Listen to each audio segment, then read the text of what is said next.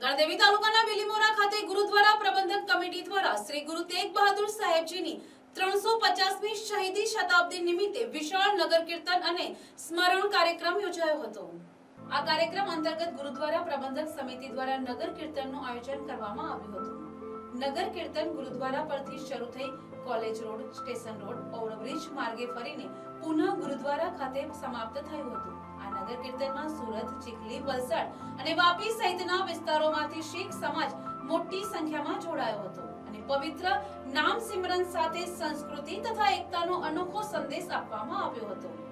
કાર્યક્રમમાં કેબિનેટ મંત્રી નરેશ પટેલ, ભુરાલાલ શાહ, જિગ્નેશ પાટીલ સહિત અનેક મહાનુભાવો ઉપસ્થિત રહ્યા હતા। કીર્તન બાદ બિલીમોરા ગુરુદ્વારા પ્રબંધક સમિતિ દ્વારા રાખવામાં આવેલા લંગરમાં સ્થાનિક નગરજનો અને આગંતુકોએ મોટી સંખ્યામાં લાભ લીધો હતો। શ્રી ગુરુ તેગ બહાદુર સાહેબજીના ત્યાગ, બલિદાન અને માનવતા માટેના સેવાભાવને યાદ કરતા સમગ્ર કાર્યક્રમ આધ્યાત્મિક, શ્રદ્ધાપૂર્ણ અને શાંત વાતાવરણમાં પૂર્ણ થયો હતો।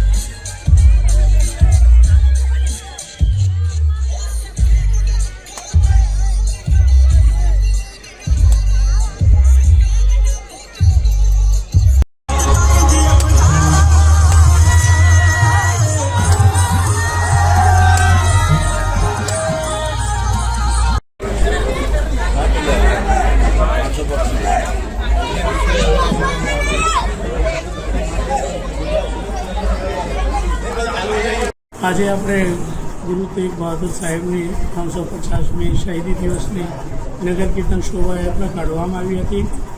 તેમાં આપણા મંત્રી શ્રી નરેશભાઈ પટેલ, સી આર પાટીલના પુત્ર શ્રી જિગ્નેશભાઈ પાટીલ, ભુરાલાલભાઈ શાહ અને ભાજપના તમામ અગ્રણીઓ આવીને અને અમને આ નગર કીર્તન યાત્રાનું પ્રસ્થાન કરાયું હતું।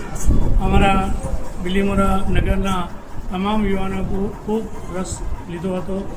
તેમજ અમારી નવસારી જિલ્લામાં ચીખલી અને વલસાડ જિલ્લામાંથી વાપી, બારડોલી, તાપી જિલ્લામાંથી બારડોલી, સુરત, વલસાડમાં તમામ અમારા ઘણા બધા ધર્મપ્રેમીઓ બધા આવી ચડ્યા હતા અને નગર કીર્તનમાં ખૂબ શોભા વધારી હતી અને ખૂબ સારી રીતે અમે આજે શહીદી દિવસની જે નગર કીર્તન યાત્રા હતી અમારી ખૂબ સારી રીતે સંપૂર્ણ થઈ છે। ખૂબ સહકારીઓ, તમામ ગ્રામજનોનો, શહેરીઓનો, પોલીસ ડિપાર્ટમેન્ટનો તેમજ નવયુવાનોનો ખૂબ સારી રીતે અમારો પ્રોગ્રામ આજે સંપન્ન થયો છે। એના માટે હું સૌનો ખૂબ ખૂબ આભાર માનું છું। गुरु तेग बहादुर साहब को हिंद की चादर कहा गया है क्योंकि आज से 350 साल पहले 1675 में जब औरंगजेब का बहुत अत्याचार जुल्म बढ़ गया था, बहुत सारे हिंदुओं को उनकी जनोई निकाल करके सवा मन मतलब उस वक़्त का 50 किलो जनोई की, एक जनोई की एक जो वज़न है 10 ग्राम भी नहीं है, लेकिन रोज़ का 50 किलो जनोई का वज़न हो जाए, इतने हिंदुओं को या तो मार दो या तो वो अपने इस्लाम धर्म कबूल कर ले, तब जाकर के औरंगजेब वो खाना खाता था। उसने प्रण लिया था कि पूरे जो हिंदुस्तान को इस्लाम में बदल देना है। बहुत सारे हिंदू खत्म हो गए। गुरु नानक साहब के सिख थे, हमारे 5वें गुरु से जो गुरु अर्जन देव साहब जी से शहीदों का जो ये गाथा चला, पहले शहीद हैं हमारे 5वें गुरु अर्जन देव साहब जी, और फिर उनका मुकाबला करने के लिए उनके पुत्र 6वें गुरु हरगोबिंद साहब ने जो निहंग सिंहों की जो फौज सजाई, सिर्फ किसके लिए? अत्याचार जुल्म को रोकने के लिए। हमारे गुरु ने गुरबाणी के अंदर लिखा है कि परमात्मा एक है, कोई बोले राम राम कोई खुदाई। गुरबाणी की बहुत सारी कथाएं उनको बताई गई, पर वो एक मानने के लिए तैयार। उनका एक ही मोटिव था कि पूरे जितने भी हिंदुस्तान के अंदर जो बस रहे हैं सब मुसलमान बन जाए, एक ही धर्म हो जाए। अपना धर्म बचाने के लिए कई लोगों ने अपना जीवन त्याग दिया, कई जो कच्चे थे उन्होंने धर्म परिवर्तन कर लिया। ये सब देख करके कश्मीर के जितने पंडित थे, ब्राह्मण थे, वो सहन नहीं कर पाए। अपना जीव बचाने के लिए उनको किसने बताया कि गुरु नानक साहब का दरबार है जिसके अंदर जो भी जाता है उनको सहारा मिलता है।